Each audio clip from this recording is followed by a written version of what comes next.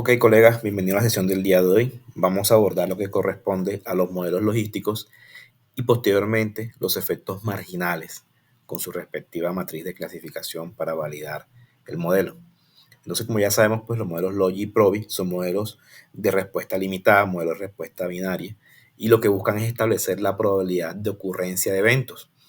Para este primer caso, vamos a iniciar con una base de datos pues, bastante popular, que es la que corresponde a aprobación o calificación crediticia.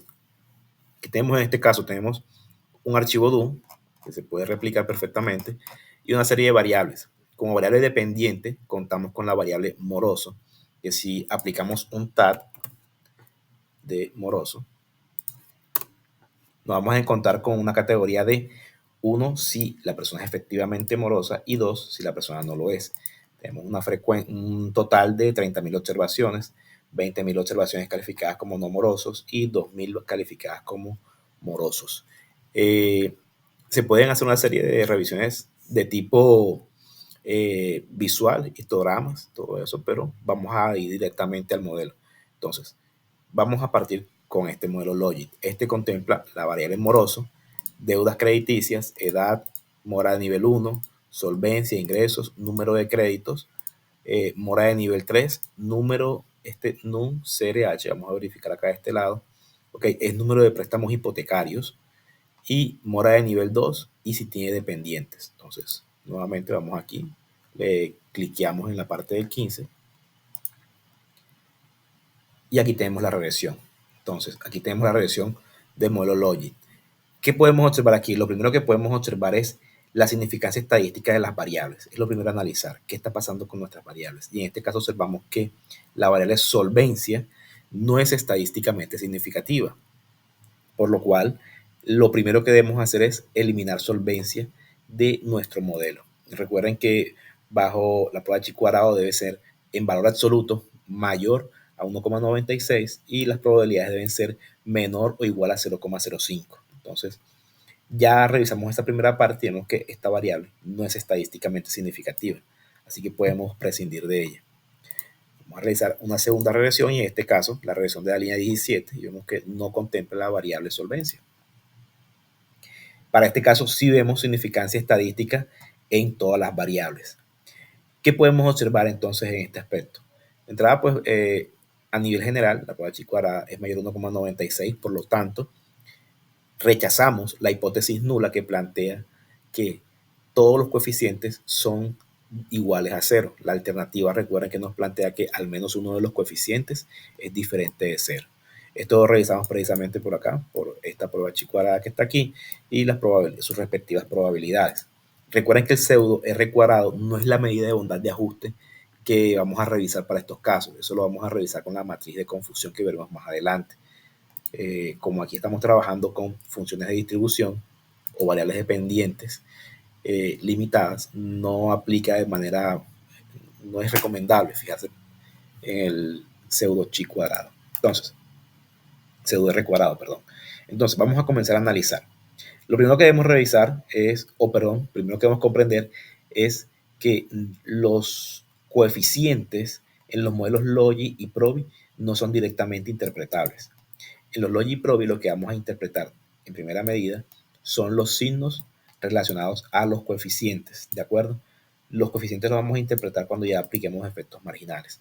Entonces, por ejemplo, tenemos que deuda crediticia, o sea, la cantidad de deuda crediticia que tiene la persona, tiene una relación positiva con la variable moroso. En cierta medida lo que nos está diciendo es que en la medida en que las deudas crediticias aumenten en X cantidad, en una cantidad de valor, la probabilidad de que el individuo sea catalogado como moroso tiende a aumentar. ¿De acuerdo? Recuerden que moroso, vamos a hacer rápidamente un tab aquí para revisar las categorías. Te dice que moroso es 1. Entonces, moroso se encuentra en la parte superior de la distribución, de la gráfica de distribución. Por acá vamos a tener una pequeña grafiquita que va a mostrarlo. Entonces, lo que estamos midiendo siempre, o lo que hacemos siempre es expresar el resultado en función de la segunda categoría, la categoría que tiende a la probabilidad subsecuente. Entonces, repetimos nuevamente, En la medida en que las deudas crediticias aumentan, por ejemplo, en $1,000, la probabilidad de que un individuo sea catalogado como moroso tiende a aumentar, porque este signo que está aquí es positivo, el signo que acompaña al coeficiente. Pero si le colocamos lógica a esto, ¿a qué se debe ese resultado? No es solamente quedarnos con el signo, es comenzar a analizar lo que está detrás de ese resultado. Lo que yo puedo decir es que una persona que tiene deudas crediticias, lo más probable es que precisamente aumente la probabilidad de ser moroso porque ya es una conducta propia de esa persona. Se ha acostumbrado de pronto a no tener una responsabilidad financiera, como se menciona usualmente, no ser financieramente responsable. Entonces, por eso es que se tiende a ver en algunos casos, por lo menos para Colombia, que la entidad es Data Crédito o CIFIN las que miden eh, los reportes en centrales de riesgo. Y es que cuando la persona tiene deudas, carteras castigadas, tiende a dejar que esas deudas mueran allí en el tiempo y nunca las cancela. O sea, una persona que tiene deudas, muchas deudas, va a tender a ser moroso por el resto de su vida, si por decirlo de una forma un poco más extrema. Entonces, con la edad, miren que edad en este caso tiene al lado de su coeficiente un signo negativo. Esto resulta ser positivo para la estimación de la probabilidad. Nos está diciendo entonces que en la medida en que la edad aumente en un año, la probabilidad de ser catalogado como moroso tiende a disminuir. ¿Cómo se entiende eso? Lo que podemos entenderlo es de la forma contraria a la que acabamos de explicar. Se supone que en la medida en que una persona tiende a la adultez, los años pues no vienen solos, como dicen por ahí, la persona debe ir tomando, en buena medida, mayor responsabilidad financiera y su probabilidad de ser una persona amorosa debería disminuir, o eso es lo que se espera. Digamos que a veces se aprende también por experiencia ajena, no precisamente por los golpes que uno se da en la vida. ¿Qué pasa entonces con esta que tenemos aquí? Las variables MOR1, MOR3 y MOR2 son el tipo de mora que tiene la persona, siendo MOR1 mora de 60 días, MOR2 mora de 90 días y MOR3 mora de 120 días o superior, que sería algo incobrable. Entonces, las personas que tienen mora de nivel 1 de más de 60 días, son 2 meses de mora. ¿Qué nos quiere interpretar aquí? Nos dice, en la medida en que un individuo tiene una mora igual o menor a 60 días, la probabilidad de que sea catalogado como moroso tiende a aumentar. ¿A qué se debe esto? A que esto se debe precisamente a un efecto pues común en términos financieros, y es que si usualmente no tienes para pagar una cuota, difícilmente vas a tener para pagar la segunda, y esto va a ser un elemento que se va a ir acumulando y acumulando. Por tal sentido, miren que MOR 1, MOR 2 y MOR 3, o sea, mora número 1, tipo 2 y tipo 3, tienen signos positivos, o sea que las tres apuntan a que la persona va a aumentar la probabilidad de ser catalogada como una persona amorosa. Por tal motivo, es muy importante siempre intentar pagar las deudas en los tiempos perentorios para evitar precisamente la acumulación de cuotas. La acumulación de cuotas en cualquier periodo va a tener un efecto positivo para la catalogación o categorización del individuo como moroso, y es lo que se repite en las tres tipos de barreras que tenemos acá. Miren que precisamente ingresos tiene un signo contrario, tiene un signo negativo, y es lo habitual. Nos está indicando que en la medida en que los ingresos aumentan, por ejemplo, no sé, $1,000, la probabilidad de ser catalogado como amoroso tiende a disminuir, y es normal. En la medida en que una persona, un individuo, tiende a aumentar su nivel de ingresos, difícilmente va a poder ser catalogado como amoroso porque pues tiene solvencia económica. Número de créditos abiertos. Número de créditos abiertos tiene una relación positiva. Nos está indicando que en la medida en que una persona tenga mayor número de créditos abiertos, la probabilidad de ser catalogado como amoroso va a aumentar, y es normal.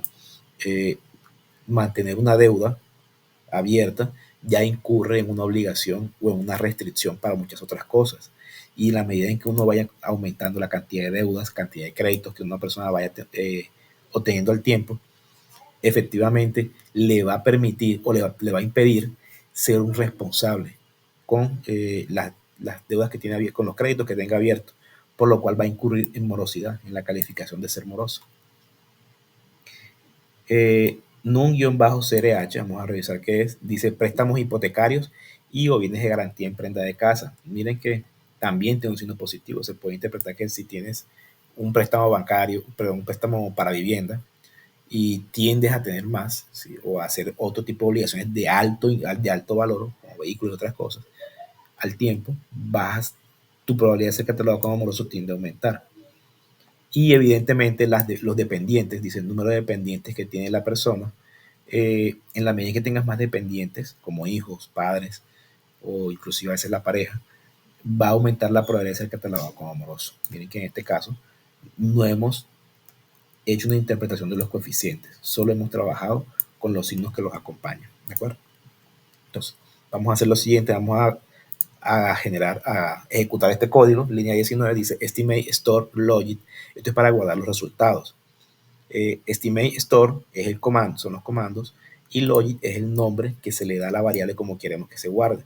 Este logit lo pueden cambiar por log, por lo o el nombre que a ustedes les quede más fácil recordar. Vamos a ejecutarlo y aquí automáticamente me aparece en la caja de variables. Entonces, si vamos al probit, vamos a ejecutar el probit línea 24, donde ya se excluye la variable que no era estadísticamente significativa.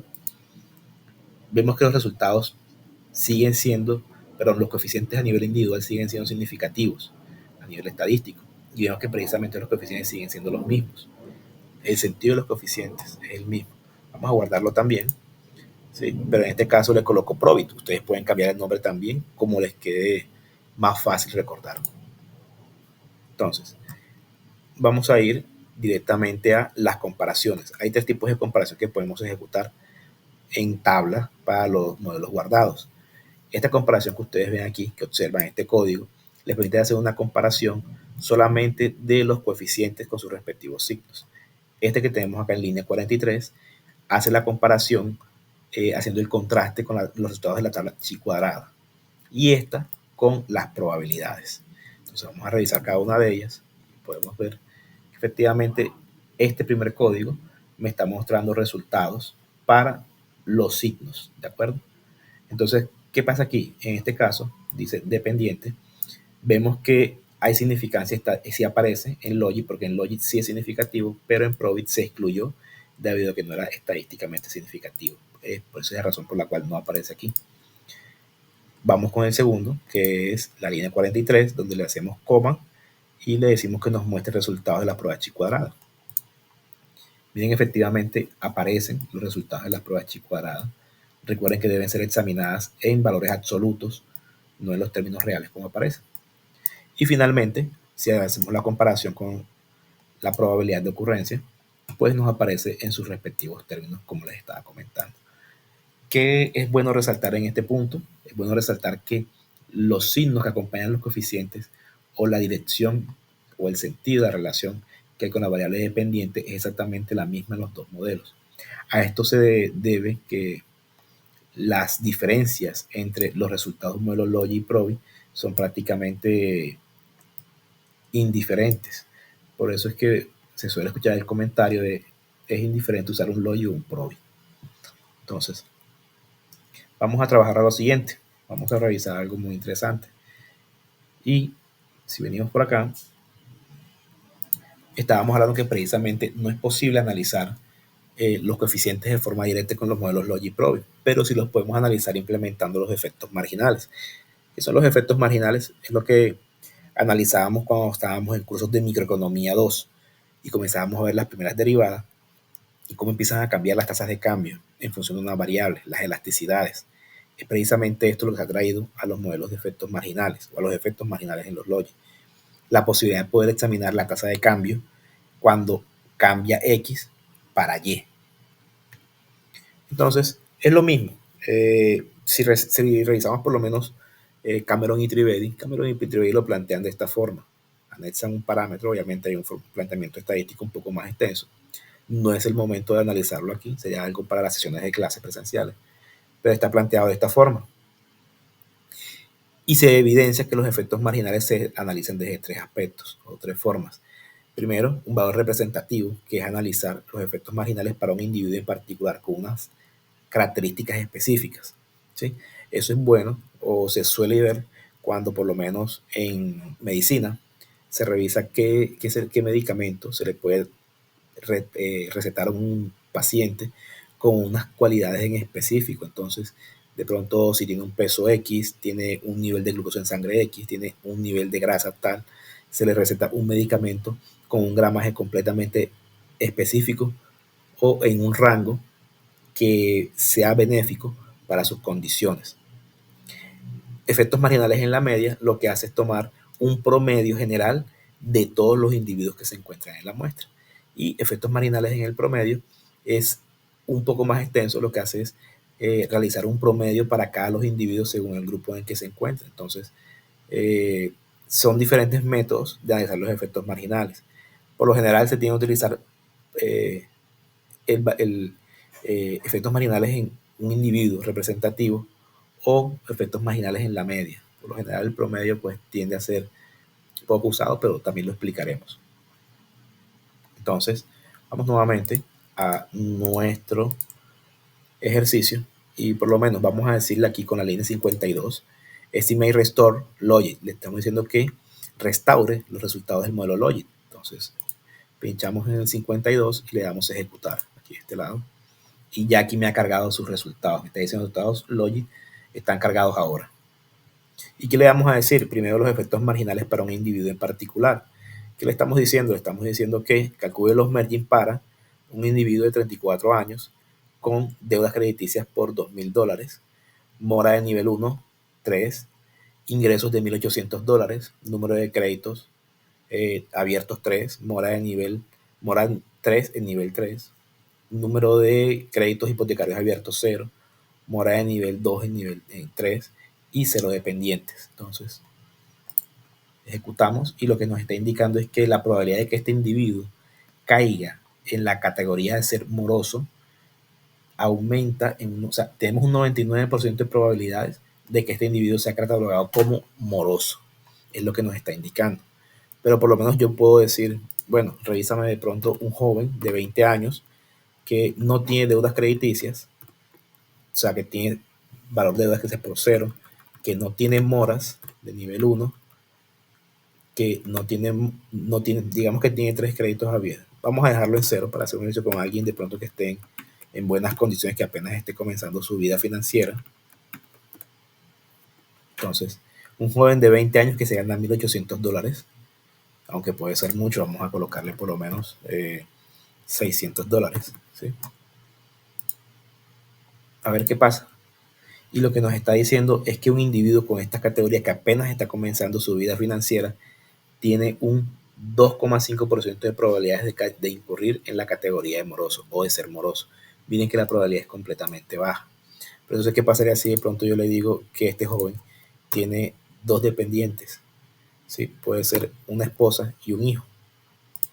Entonces, mire que aún así aumenta a un 2,8% de la probabilidad de incurrir en moroso.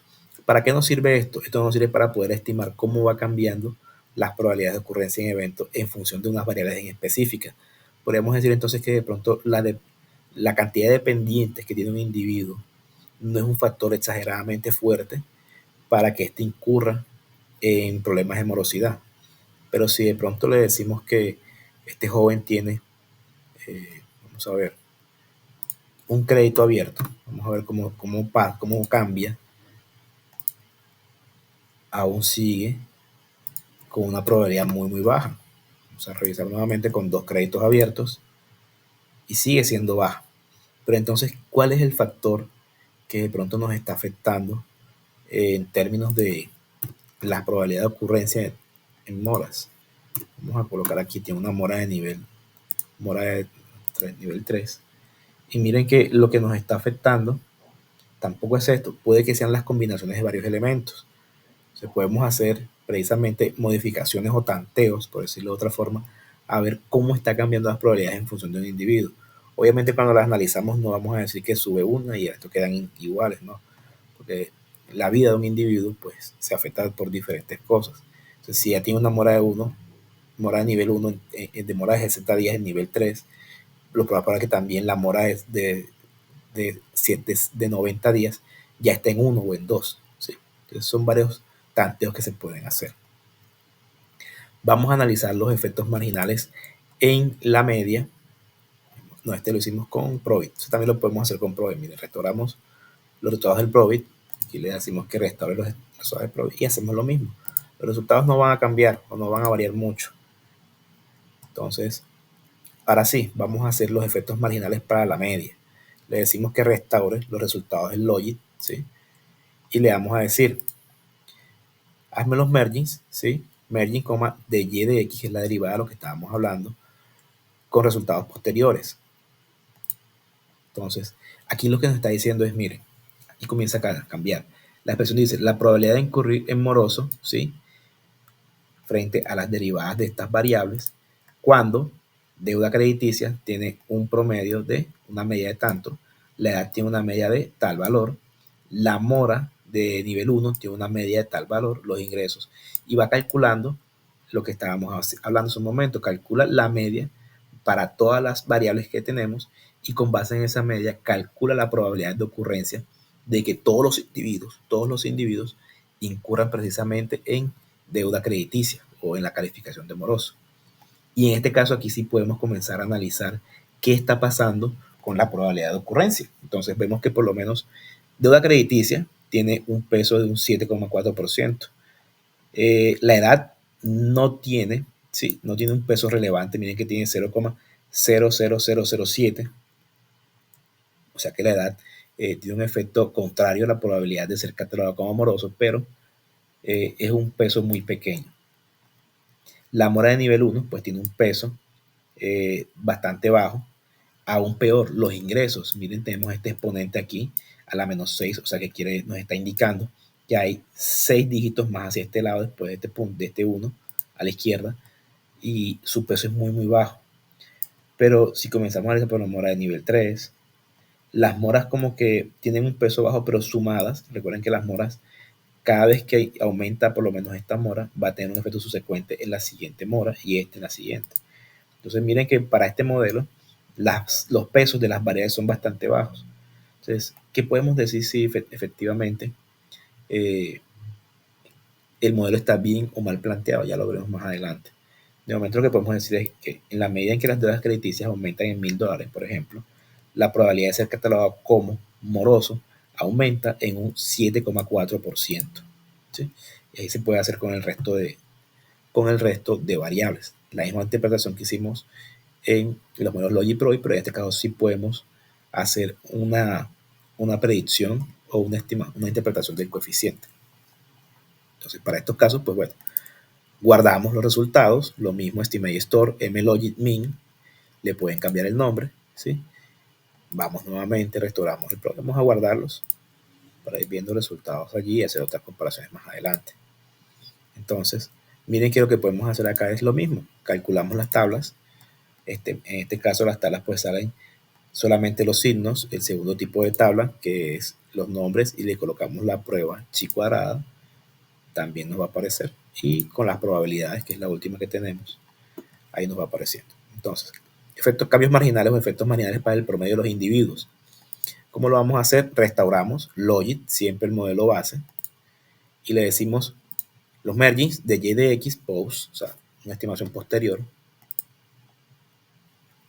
y en este caso, si hay un ligero cambio en el valor de los coeficientes, por lo menos en algunos. Entonces, ¿a qué se debe eso? Pues precisamente a la forma en cómo se están calculando. Se calcula uno con el promedio general y este con el promedio de los individuos en particular. Entonces, va cambiando un poco, obviamente los coeficientes van a cambiar un poquito, ¿sí?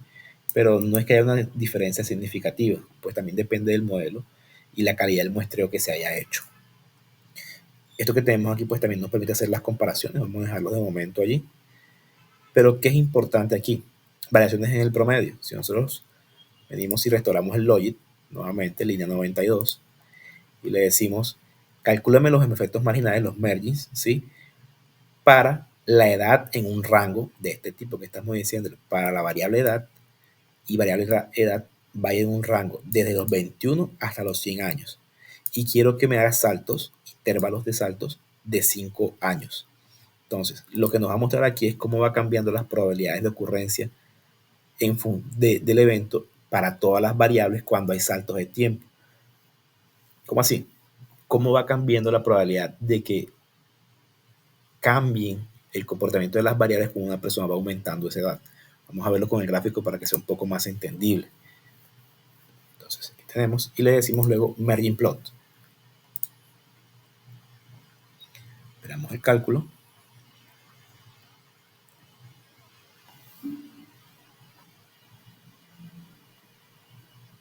Listo.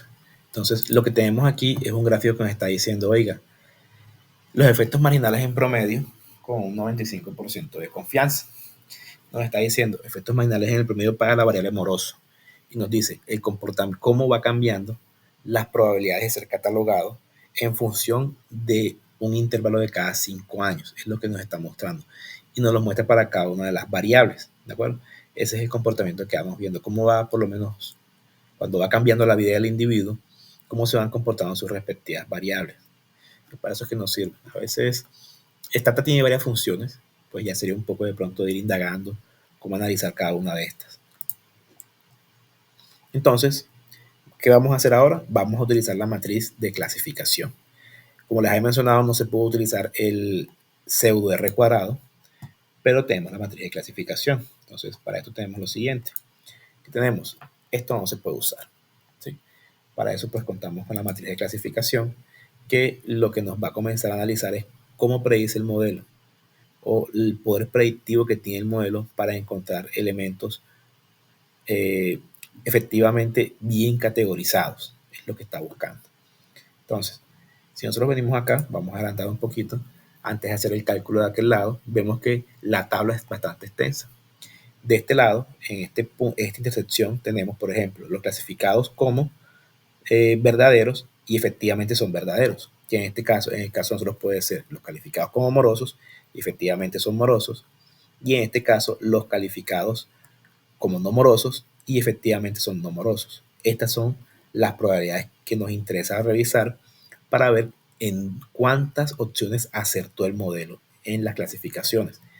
Y la otra cruz que tenemos acá, la otra diagonal, nos indica los que fueron catalogados como morosos, pero no son morosos. Y los que fueron catalogados como no morosos, pero sí son morosos. Eso es lo que nos está indicando. Entonces, venimos nuevamente aquí al software, le decimos, vamos a hacerlo con el Probit, que restaura los resultados del Probit.